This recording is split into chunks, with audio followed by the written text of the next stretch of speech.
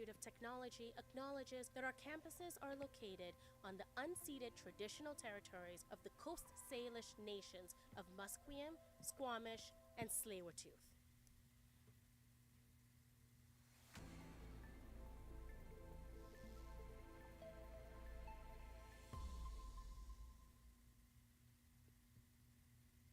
Good afternoon. I'm Mark Zhuang, and here are your news and weather at 3 p.m. The BC government is updating the path to a full license by dropping the final exam entirely. Starting this summer, novice drivers who maintained a spotless record will graduate automatically. Adam Wang has the story. After more than 2 decades, the BC government is scrapping the Class 5 road test for safe drivers. This summer, those driving with an in-test along with a clean record for 1 year can skip the final road test entirely. The province is sending a message that a 12-month real-world experience is a better safety measurement than a 30-minute test. Many still worry the road will be less safe due to inexperienced drivers getting the license without passing a test. Everyone's learning from the everyday driving and get more experience. So that test doesn't mean anything, because if there's a test, sometimes people try to focus on the test and in order to get a driver license. By removing the stress of a practical test, the government is putting their trust in a long-term habit of new drivers. It rewards the consistent performance over time, awarding those who practice safe driving every day. Adam Wang, BCIT News. 2 Ontario women have been found guilty of killing a 12-year-old boy they were trying to adopt and confining his brother.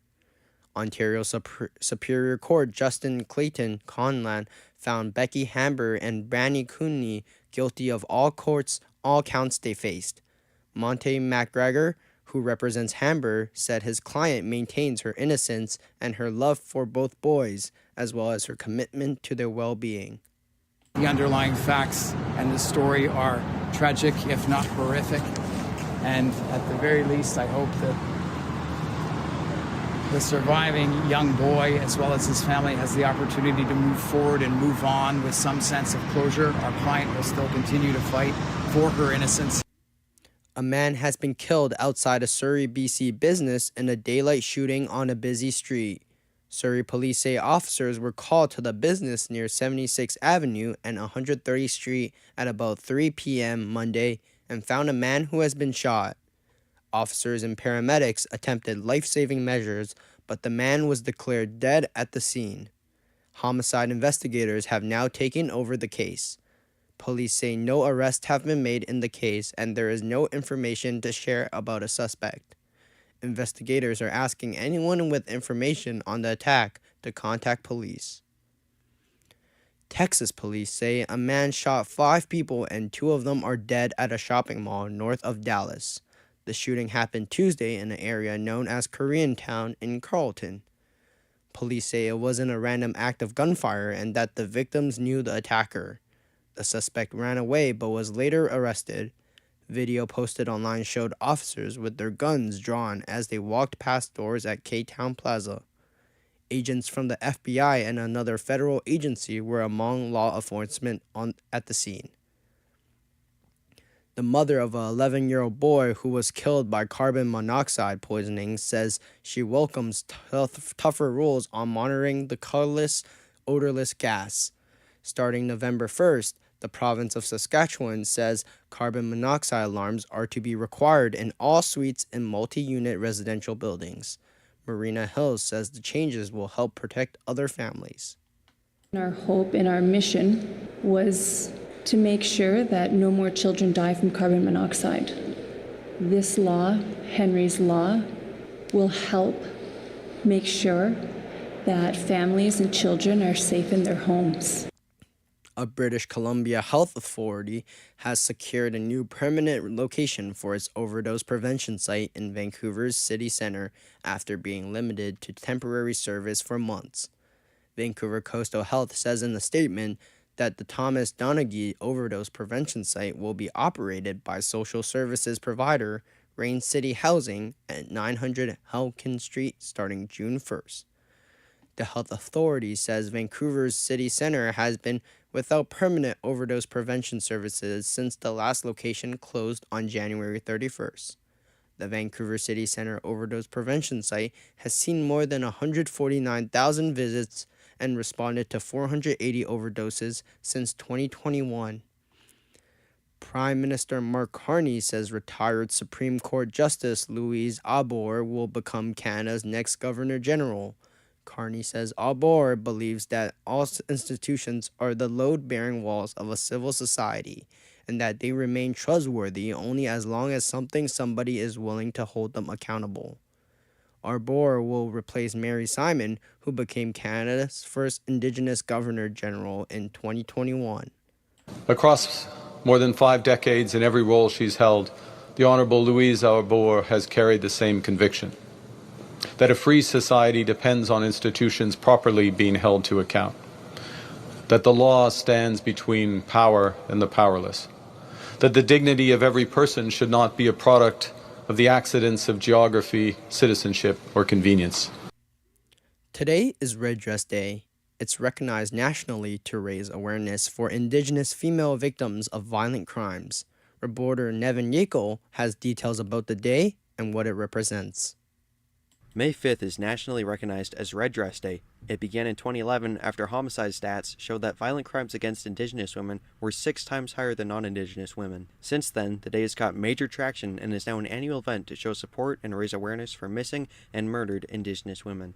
Gina Peters, an Indigenous woman and program assistant at BCIT, talks about the symbolism behind the day. Red Dress Day is just a symbol of the Indigenous women and girls who have been lost or missing, murdered, or things like that, where the red dress is a symbol of the person, the girl, not being in it.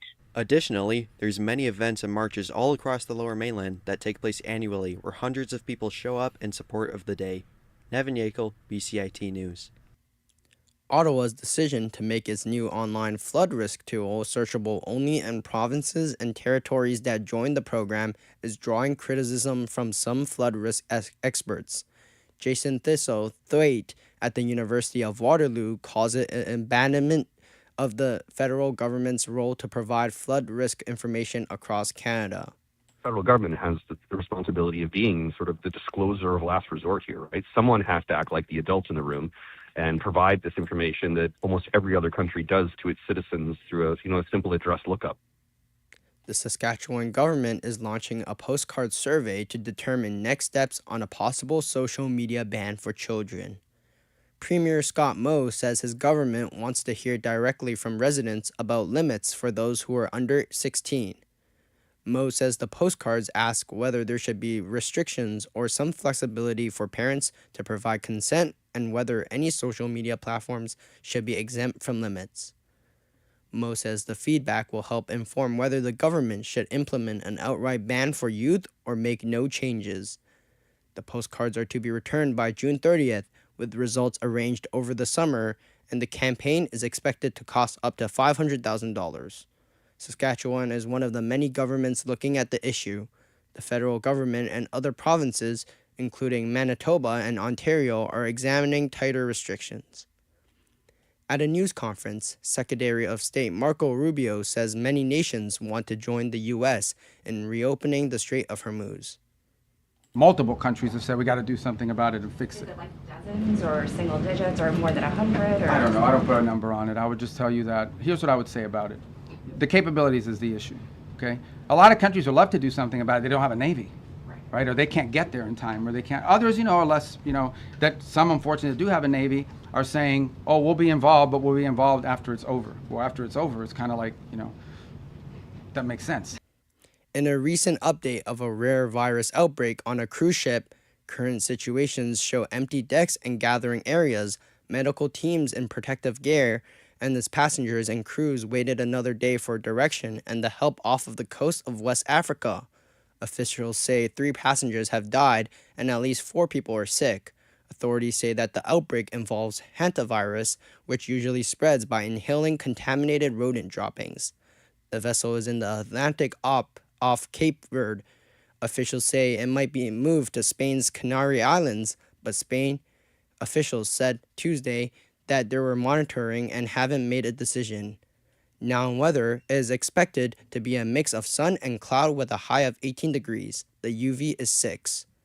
That is all your news and weather at 3 p.m. I'm Mark Zhuang, and you're listening to BCIT's The Crow. Stay tuned for more on BCIT's 1680 The Crow.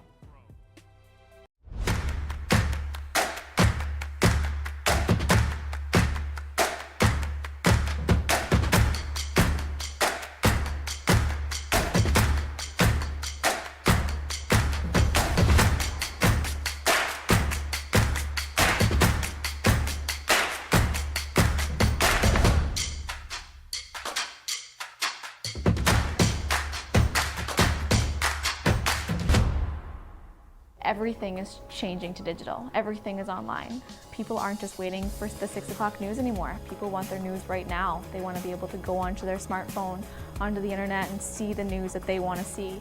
Vancouver is growing at, a really rapid rate, the Lower Mainland even, and with the tools that we're given here, we're able to cover all of that. Welcome to BCIT Magazine. I'm Radhika Sikka-King. In the program, they really leave it up to you. I mean, the help is there when you need it, figuring out how to use the programs like Premiere, Audition, and figuring out how to use the cameras.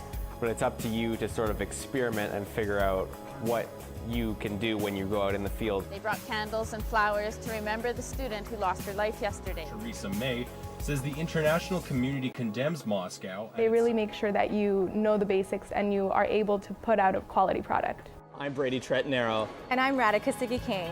Thank you for tuning in to BCIT Magazine.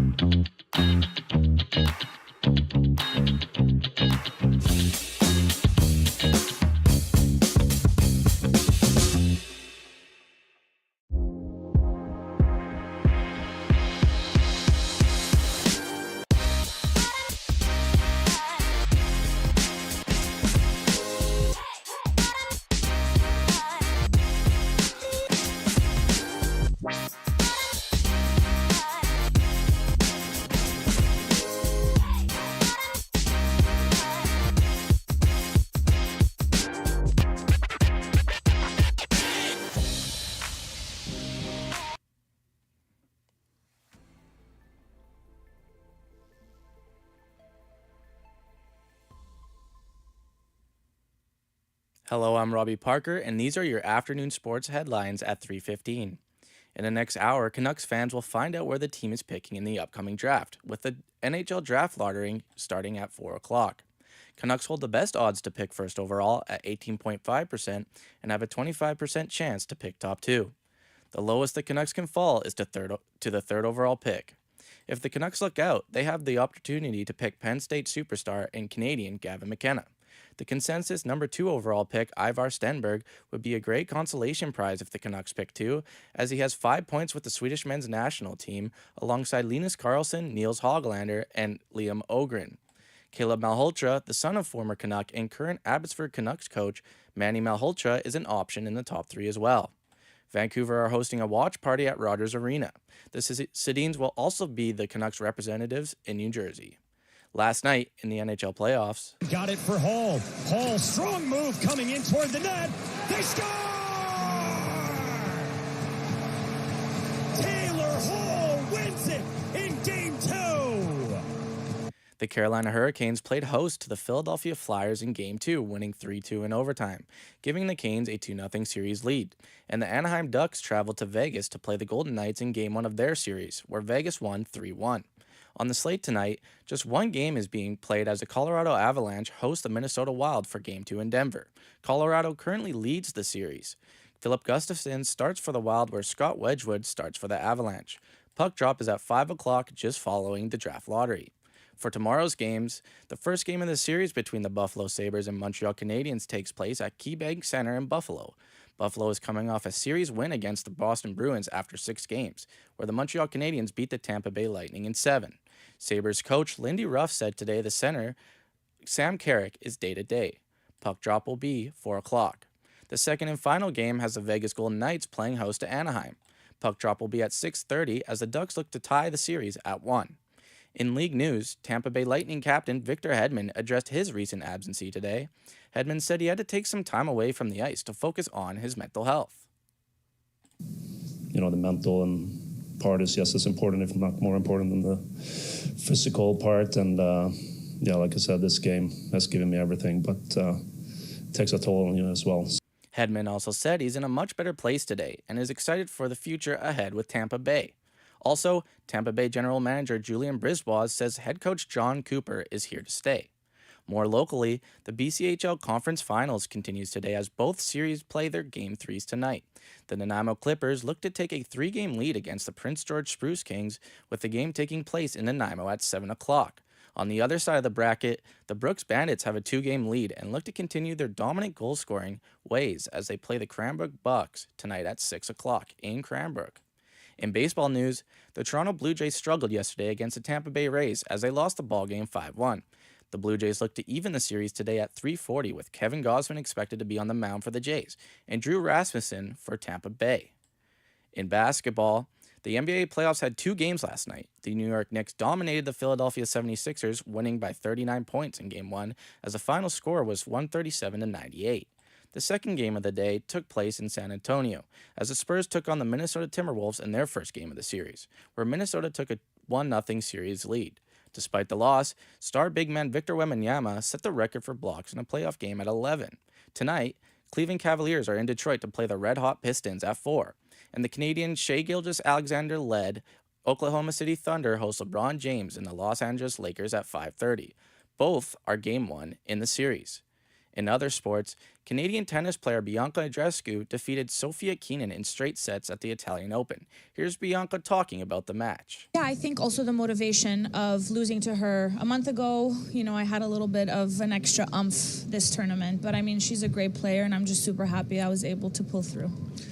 Wide receiver Stephon Diggs has pleaded not guilty to assault, strangulation, and battery against his former chef. Rory McIlroy returns to the PGA Tour this weekend for the first time since the Masters at the Myrtle Beach Classic. I'm Robbie Parker, and these were sports headlines at 3:15.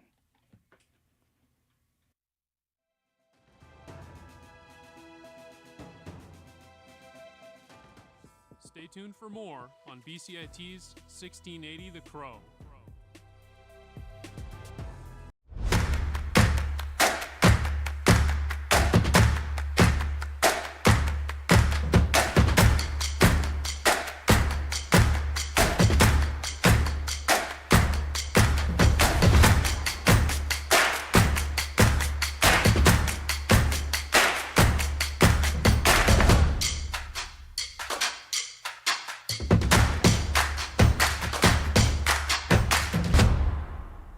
everything is changing to digital. Everything is online. People aren't just waiting for the 6 o'clock news anymore. People want their news right now. They want to be able to go onto their smartphone, onto the internet, and see the news that they want to see. Vancouver is growing at, a really rapid rate, the Lower Mainland even, and with the tools that we're given here, we're able to cover all of that. Welcome to BCIT Magazine. I'm Radhika Sikakane. In the program, they really leave it up to you. I mean, the help is there when you need it, figuring out how to use the programs like Premiere, Audition, and figuring out how to use the cameras. But it's up to you to sort of experiment and figure out what you can do when you go out in the field. They brought candles and flowers to remember the student who lost her life yesterday. Theresa May says the international community condemns Moscow. They really make sure that you know the basics and you are able to put out a quality product. I'm Brady Tretanero. And I'm Radhika Sikakane.